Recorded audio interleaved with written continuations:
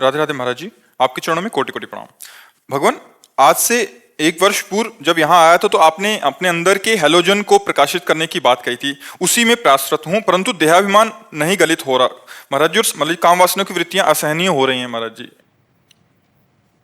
खान पान गलत हो रहा है, भजन कम हो रहा है, कुसंग ज्यादा हो रहा है, इसीलिए ऐसा है। अगर हमारा भजन ठीक हो, सात्विक आहार हो, पवित्र जीवन हो, तो गंदी वासनाओं का संस्कार वसात स्फुरण होता है। असहनीय या परेशान हो जाने का मतलब है आप हस्तमैथुन या मोबाइल या गलत बच्चों का संग या किसी स्त्री का आकर्षण संग बिना इसके नहीं हो सकता। आपका कोई कनेक्शन है, उस कनेक्शन को काटिए। कनेक्शन नहीं होता, मन उठा, घूमा, फिर आ गया राधा राधा राधा राधा। कनेक्शन है, उसी गली में खड़ा कर देगा जाके, वही क्रिया करवा देगा, मोबाइल में चित्त लगा देगा। कनेक्शन है, कोई गलत कनेक्शन है, कुसंग है, उसको आप देख लीजिए, अंदर देखो। अगर ऐसा नहीं है तो मन केवल उठेगा और शांत हो जाएगा।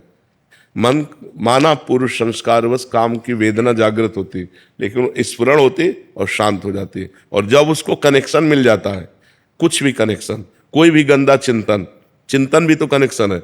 वृत्ति और व्यक्ति दोनों कुसंग है। बाहर का व्यक्ति कुसंग है और अंदर की वृत्ति कुसंग है। अगर अंदर ही अंदर गंदी बात का हम चिंतन कर रहे हैं, ध्यायतो विषयान पुंसास संगास्ते सूप जायते संगात संजायते कामा कामात क्रोधो विजायते। क्रोधात भवति सम्मोहा सम्मोहा स्मृति विभ्रमा स्मृति विभ्रंशात बुद्धिनाशो बुद्धिनाशात प्रणश्यति। अब रसेंद्री जब बिगड़ती है ना तो मन परेशान कर देती है। रसेंद्री खास परेशान क्यों करेगी जब हम ठाकुर जी को भोग लगा के पाएंगे। ठाकुर जी को भोग लगाते हो? अब मानसिक अब इतने सिद्ध तो नहीं हो गए कि मानसिक ठाकुर जी को भोग लगा दोगे। प्रगट में पाने के लिए देखो, हम कहीं ना कहीं गलत हैं, आपको मानना पड़ेगा। हम लोग बताया ना, हमने मन की पीएचडी की है, हमने मन को देखा है, अपने खड़े होकर के गंगा जी की धारा में ऐसे रोए हैं, हे भगवान सामर्थ्य दो, आप ही हमारी सामर्थ्य हो, जिससे हमारे मन को शांति मिले। तो हमें रास्ता मिलता गया। अगर मन को कोई कनेक्शन नहीं है, पक्की बात समझ लो, तो स्फुरण होता है और शांत हो जाता है। अगर कोई कनेक्शन है किसी भी तरह का, अगर आप अंदर ही अंदर सोच का कनेक्शन दे दिए तो वो अंदर ही अंदर पूरी फिल्म बना देगा। साधारण थोड़ी है, वो अंदर ही अंदर पूरी फिल्म, भोग की फिल्म बना देगा और आपको व्याकुल करके भ्रष्ट कर देगा। अंदर और बाहर दोनों के कुसंग से हमें बचना होगा। और नाम जप करो और जो भोजन पाओ उसे भगवान को समर्पित करके देखो। हमारा मनुष्य शरीर है, इससे सेवा जरूरी है। ठाकुर सेवा सबके पास होनी चाहिए। जो नौकरी पेशा करते हैं वो नाम सेवा, भगवान का नाम, जैसे भोजन सामने आया तो राम कृष्ण हरि राधा राधा 2-4 मिनट कीर्तन किए और भगवान को अर्पित किए भाव से कि प्रभु आप पाओ, और फिर जय अपने इष्ट का नाम लेकर जय राधे श्याम जय सीताराम जो भी नाम, और पाओ। देखो पवित्र होगा वो भोजन, आपके हृदय को पवित्र करे। अब पशु की तरह एकदम खाने लगे तो फिर वो भगवान को अर्पित किए बिना भोजन पाने से पाप बुद्धि बढ़ती है, और भगवान को अर्पित करने से वो प्रसाद हो जाता है, और प्रसाद पाप का नाश करके हृदय को पवित्र करता है। थोड़ा सा भजन गा दीजिए। हम तो बढ़ा ही रहे, आप बढ़ाओ। हम तो भजन बढ़ाइए, आप बढ़ाओ।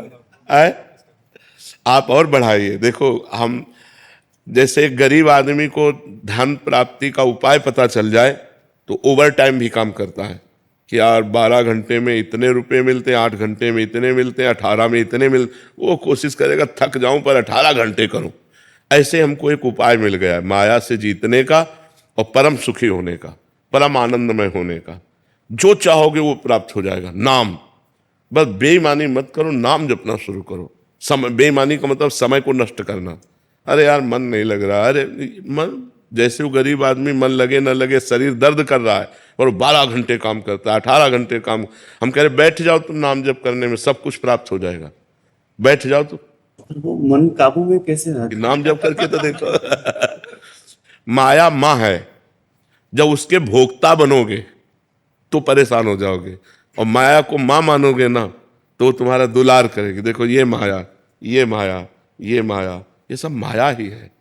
गो गोचर जहां लग मन जाई सो सब माया जानो भाई। अब इसके भोक्ता नहीं, ये माँ हमारा दुलार कर रहे, हम भगवान की चर्चा कर रहे, पवित्र आचरण कर रहे हैं, उसके भोक्ता नहीं बने, माँ है वो हमारी। तो हमें बोले माया बहुत परेशान, हमको बताओ माया क्या परेशान की है?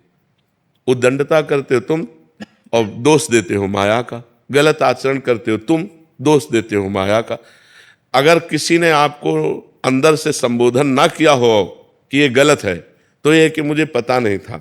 कोई भी आदमी जब गलत करना चाहता है तो अंदर से वो परमात्मा, वो सदगुरु, वो परम तत्व संकेत ए तुम गलत जा रहे हो, पर उसकी कौन सुनता है? मनमानी आचरण करते हैं और फिर कहते हैं माया बहुत प्रबल है।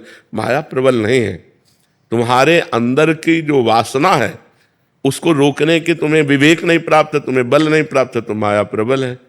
अगर हम नाम जप करें तो नाम महान है कि माया महान है? विचार करो। ऐसी भगवान की माया शक्ति जो भगवान से विमुख है उनका आकर्षण करके भ्रष्ट करती है, और जो भगवान के सम्मुख है नाम जप करते हैं उन्हें माँ की तरह दुलार करती है।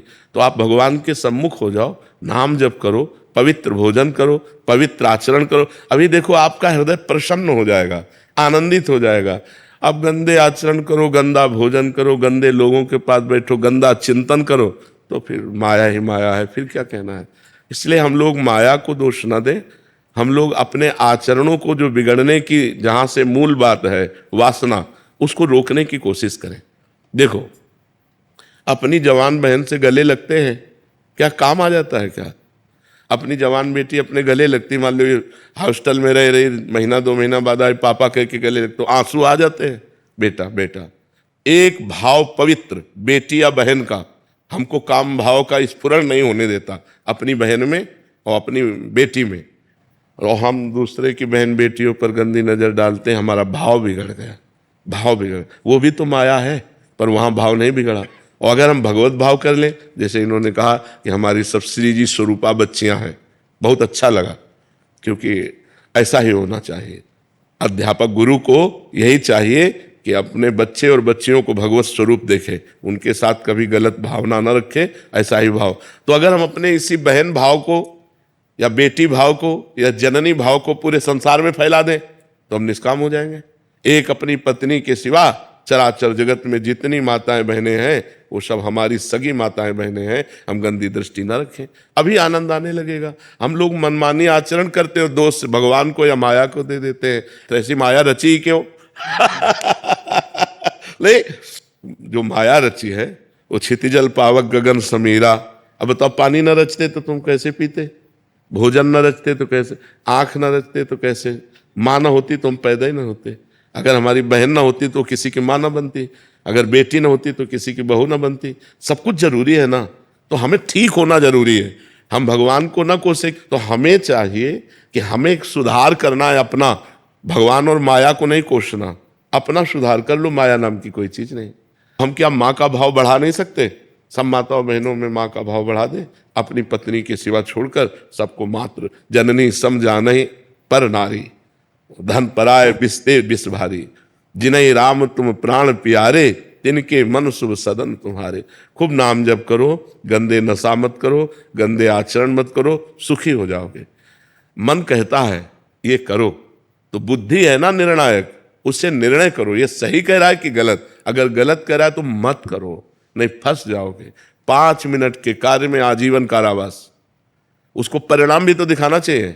5 मिनट की छेड़खानी की और आजीवन कारावास, केस फंस गया तो आजीवन कारावास। मन को दिखाओ ना ये कि पुलिस के डंडा भी चलेंगे अगर ये करना शुरू कर दिया।